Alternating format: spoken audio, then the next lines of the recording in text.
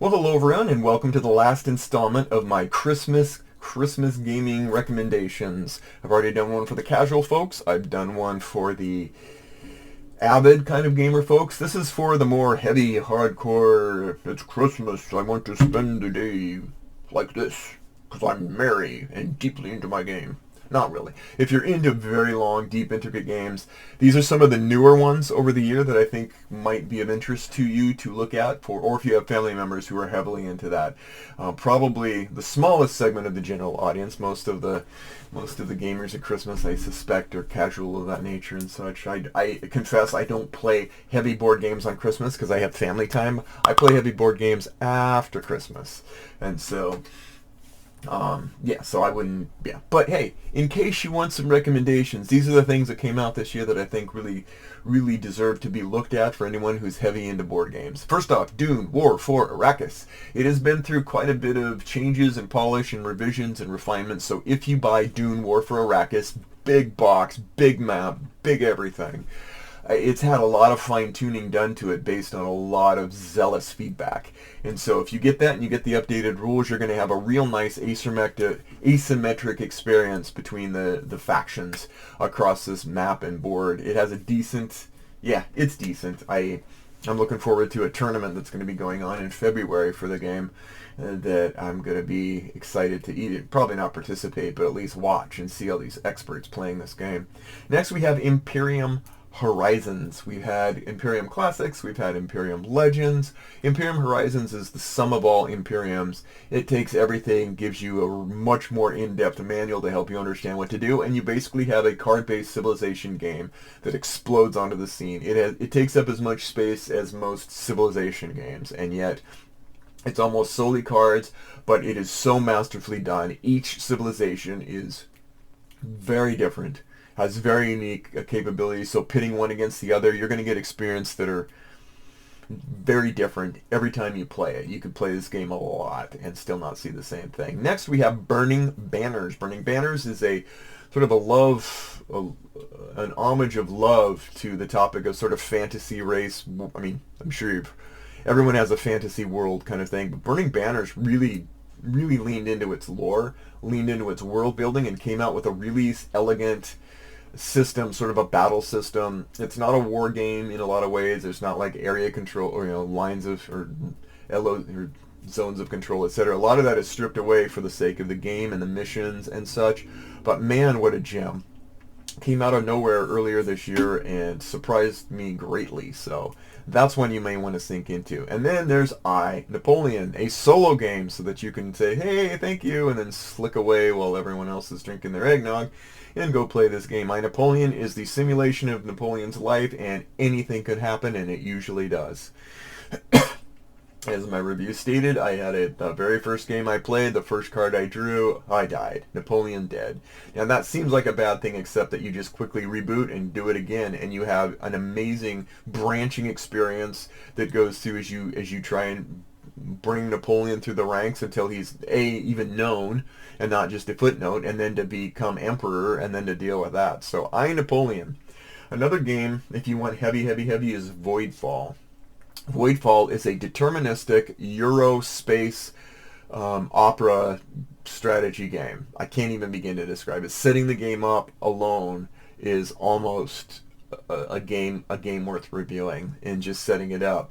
It is so vast, so different, and so unique that some people don't like it. It's not as cinematic as it feels like, but at the same time, it's so engrossing to have your faction to go out in space to be able to deal with.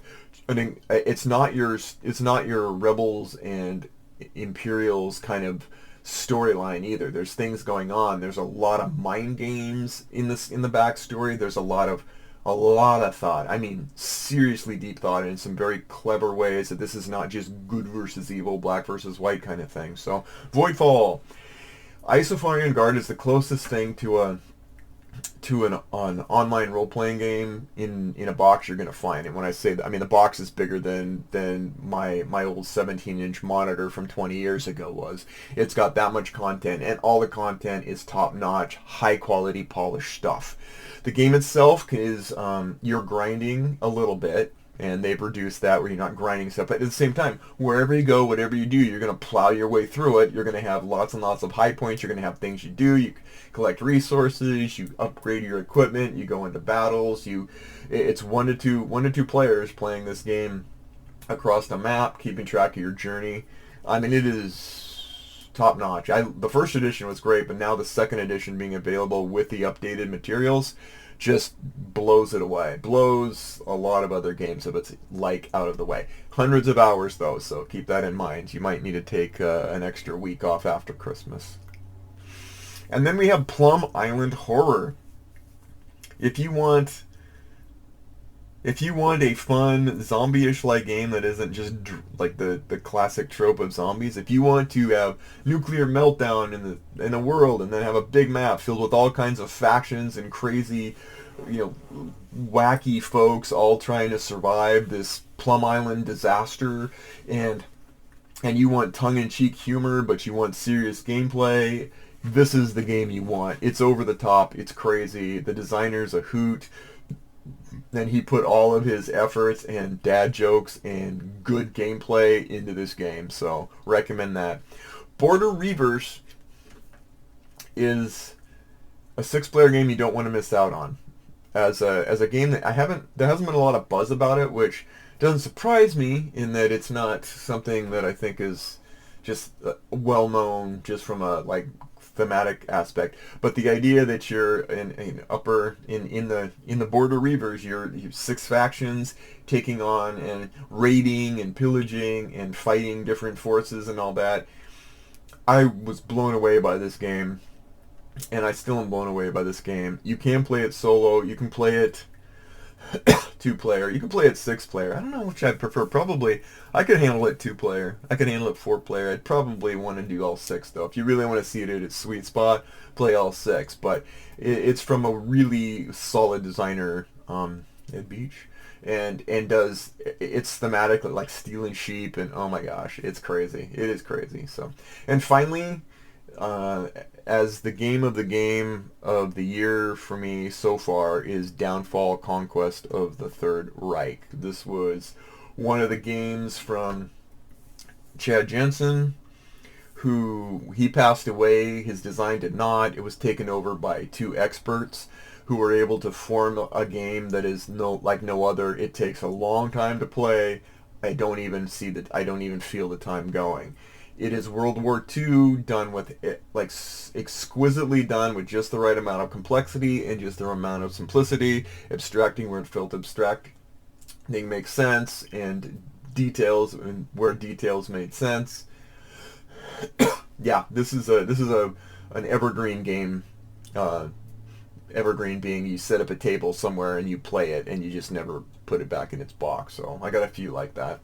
And those are the games I have. Again, the heavy ones tend to be more like war game kind of ish, but there's a lot of other ones. I didn't touch Nucleum because I didn't play it enough to really recommend it. But Nucleum is another one it's not war game, but it's much more. Well, there it is. It's much more of a brain teaser than I've been able to really grok. I also haven't tried Civolution yet, because that just arrived, and I'm not going to recommend something I haven't really played through. It's Stefan Feld, it's Civilization, it's got 10,000 details and a 40-plus page manual, so obviously I'm going to like it, but is it recommendable? Who knows? Anyway, that's what I got. What did I miss? What other heavy board games should be in everyone's arsenal for Christmas? Let me know. Take care, and we'll see you next time on Harebrained Games.